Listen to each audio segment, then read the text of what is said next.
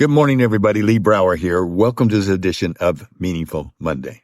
I am grateful to be here. I am glad to be here. Have you ever heard of the Diderot effect?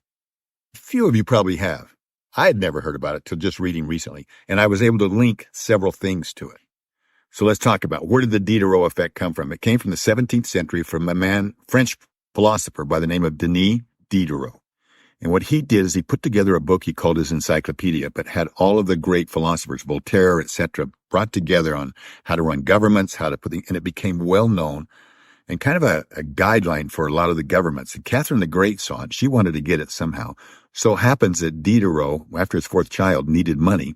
So she came in and bought it from him. She let him be the librarian for the rest of his life, but she was able then to access it and use it in her own governing and her enlightenment period going forward. One of the things that he talked about later, that he wrote about, he said, it was really interesting because when I had that money, I thought, well, I need to buy something. So he said, And he went out and bought the most expensive gown that he could buy. They call it a gown back then. We'd wear it, and it was silk. And once he had the gown, he said, well, I need some shoes.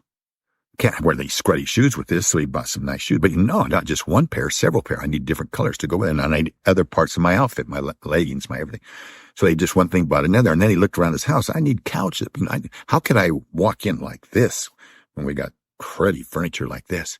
And so this cascade of consumption starts to happen. Has it happened to you? I think it's happened to all of us in some way. Say you pick up a sport. You're going to golf. What happens is you don't just buy the clubs, then you got to buy the outfit, and then you got to do this outfit because this one is what this, and then you got to get the right balls, and then this happens, and you hear about this, and you get a cascade of consumption. Buy a new car, things happen to it. Buy a new furniture, cascaded consumption. And so it's all arrows in, because it forces you to think inward, not outward. So,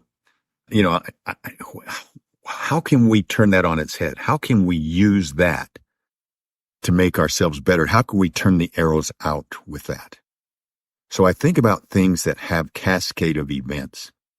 And I think about our son, Bo, that I've told you about before, how he went through a drive-through, came back and said, I got up there to pay, and the car in front of me was already gone, and he paid for my hamburger. I said, what'd you do? Well, I paid for the car behind me. You see, there's a cascade now of gratitude, not a cascade of consumption. I had an experience recently on the plane. This is little tiny things, this is just little tiny things.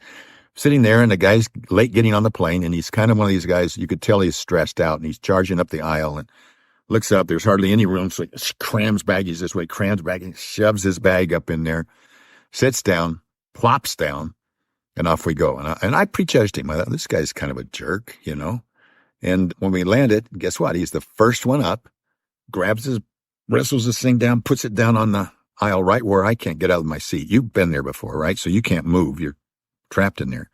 Then he takes his briefcase or backpack, and he's trying to slip it on the handles to stack it. They won't go. So so I just sitting there, and I reach over like that, and I grab it, and I move things, kind of adjust it, lift it up, took me a second, and slid it down for him. Didn't think anything of it.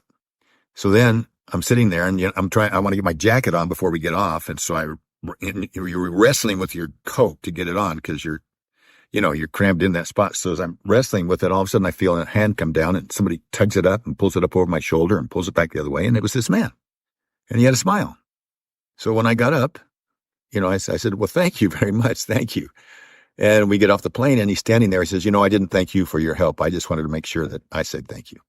A cascade of gratitude. What a difference. What a difference. And I think there's so many times in our lives when we have the opportunity to create that cascade, and where other people have created a cascade for us, where maybe we didn't even know who they were, or they did something for us that we in turn did for somebody else. So here's my challenge for this week. I challenge us, I challenge you, I challenge me to create our own positive Diderot effects through gratitude, a cascade of gratitude. How's that? A cascade of gratitude. Start with one small, meaningful action that's aligned with the mindset, aligned with the arrows out mindset, and watch to see if it doesn't. And even if it doesn't, but just know that it is making an effect on other people's lives. So the empowering question: what small action can I take today that will create a ripple of positive change? Maybe even a cascade. of gratitude. Have a meaningful week. Live life deliberately. We'll talk next week.